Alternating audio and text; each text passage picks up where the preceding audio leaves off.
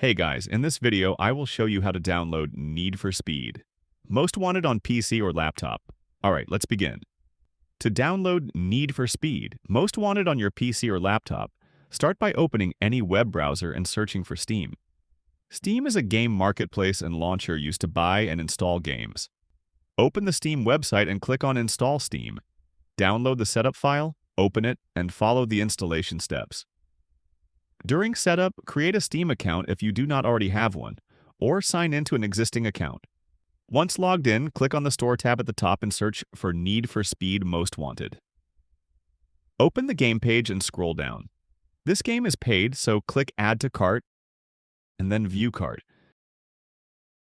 Continue to payment. Select your payment method, enter your details, and complete the purchase. After purchasing, go to your library. Find Need for Speed, Most Wanted, and click Install.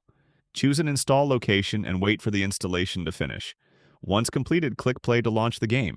So that's basically how you can download Need for Speed, Most Wanted on PC or laptop. That's it for this video. Thanks.